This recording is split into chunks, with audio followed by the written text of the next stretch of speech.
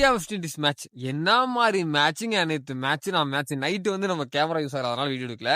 ஆனா வந்து சேட்டை அடிச்சாரு பாருங்க ஒரு அடி. ஆனா ஆள் வந்து முதல்ல இருந்தே வந்து ஒரு ஒரு பதட்டத்திலே இருந்தாரு. அடிப்பமா வேண்டாமா, அடிப்பமா வேண்டாமா அப்படின்னு குதிச்சுட்டே இருந்தாரு. பவுட்டை கடிச்சிட்டு அடிச்சாரு விட்டு ஆள் விட்டு. அதுலயே வந்து எனக்கு ஒரு கான்ஃபிடன்ஸ் வந்துச்சு. ஓகே, இன்னைக்கு சேட்டா ஏதோ பண்ண போறாரு. ஆனா என்ன பண்ண போறாருன்னு தெரியல அப்படின்னு சொல்லிட்டு கொஞ்சம் பதட்டத்திலே தான் இருந்தேன். அந்த 20 டிஜிட் பிளேயர் அவுட் ஆயிட்டு இருந்தாரா, அதனால கொஞ்சம் பதட்டமா இருந்துச்சு. பட் இருந்தாலுமே வந்து அவரு கடைசி வரைக்கும் மூவ் பண்ணி கொண்டு போய் வந்துட்டாரு. பட் இந்த இடத்துல நம்ம ஒரு சில பேரை பத்தி பேச வேண்டியது இருக்கு. ஸோ திலக் வர்மாவும் கொஞ்சம் இப்ப வர வர நல்ல இம்பாக்ட் கொடுத்துட்டு இருக்காரு மேட்ச்ல. ஸோ அவர் வந்து நல்லா வந்து அடிச்சு ஸோ அந்த இடத்துல அவரு கொஞ்சம் இம்பாக்ட் கொடுத்தாரு.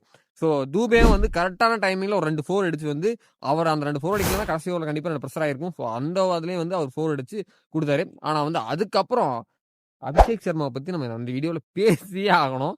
ஸோ மனுஷன் என்னதான் மனநிலைமையில் இருக்காருன்னு எனக்கு தெரியல. வந்தாரு கேட்ச் விட்டு எனக்கு கேட்ச் விடும்போதே நினைச்சேன். சரி கேட்ச் விட்டார் அபிஷேக் சர்மா. இந்த கேட்ச் ப்ரெஷர் மேட்ச்ல கண்டிப்பா இருக்கும்.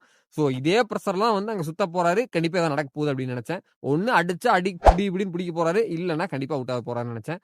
அதே மாதிரி நினைச்ச மாதிரி அவுட். அதுக்கப்புறம் இன்னொரு கேட்ச் விட்டாரா, முடிவே பண்ணிட்டேன். தலைவன் ஃபுல் ப்ரெஷரு. தலைவன் இந்த மேட்ச்ல இல்ல. தலைவனுக்கு இந்த மேட்ச்ல ராசி கிடையாது. தலைவன் இந்த மேட்ச்ல முடிஞ்சான். வேற யார் அடிக்க போறாரு அப்படின்னு சொல்லிட்டு அவுட் ஆனவங்க இஷான் கிஷன் ஏதாவது ஒரு இம்பாக்ட் உருவாக்குவார்னு நினைச்சேன்.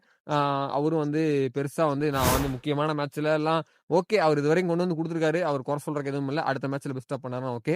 நம்ம சூரியகுமார் அண்ணா வந்து என்ன பண்றாரு, அவர் எப்ப வந்து ஃபார்முக்கு வந்து இந்த பேக் ஷாட்டு படுத்துட்டு ஆடுறது ஸ்வீப்பு இதெல்லாம் வந்து அவர் எப்ப அடிக்க போறாருன்னு தெரியல. மறந்துட்டாரு அந்த ஷாட்லாம் தெரியல. ஆனா வந்து மேட்ச் ஓவராலா வந்து நல்லா போச்சு. வெஸ்ட் இண்டீஸ் வந்து கடைசி வரைக்கும் ஃபயர் பண்ணாங்க, பரவாயில்ல. ஹெட்மயர் சுத்தி சுத்தி எல்லா பக்கமுமே கேட்ச் பிடிச்சாரு.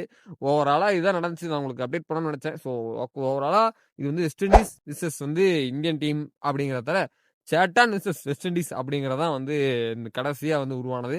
ஸோ பரவாயில்ல, நாட் அவுட்ல வந்து போயிருக்காரு. பட் இதே ஃபயரோட வந்து அடுத்த செமியிலையும் வந்து இங்கிலாந்துக்கும் இந்தியாவுக்கும் மேட்ச் நடக்க போகுது. அதேலயே வந்து ஃபயர் பண்ணாருன்னா அப்புறம் நல்லா இருக்கும். ஸோ வேற ஏதாவது அப்டேட் வந்து இருந்துச்சுன்னா கண்டிப்பா நான் உங்களுக்கு அப்டேட் பண்றேன்.